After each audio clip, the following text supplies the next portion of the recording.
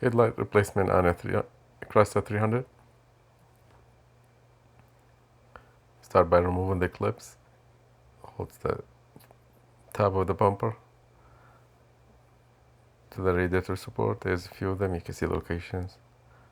I removed them already. And after that, the bumper slides off. Missing from the footage is the side mount. Show that toward the end. On this car, it broke during the accident. So now you remove the headlight. There's 4 bolts that hold it, 2 on top and 2 on the bottom. So the bottom one being removed, and it slides right off. There's the electric connector that needs to come off. After that, you can remove the headlight. It's easy as that.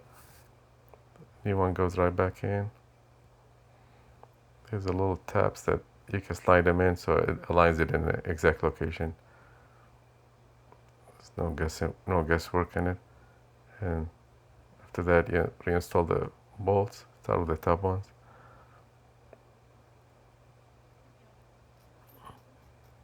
I did connect the electric connector prior to tighten the bolts. You could still get it as is, but it makes it easier to install the connector first.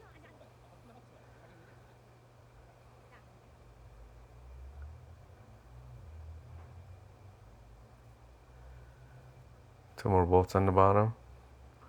It needs to be reinstalled.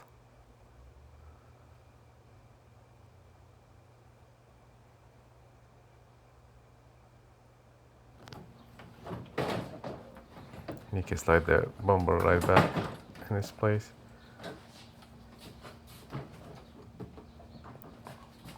There's a little bracket between the fender and the bumper that needs to clip in first. I'm going to show it in a second.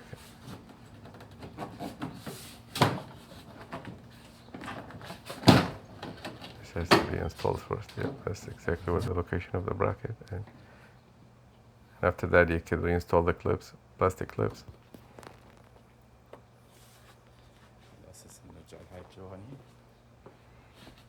And now we move down to the side bracket.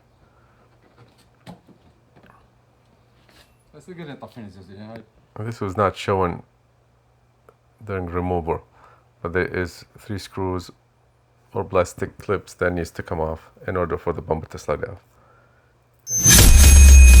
Hopefully that helps. Thank you.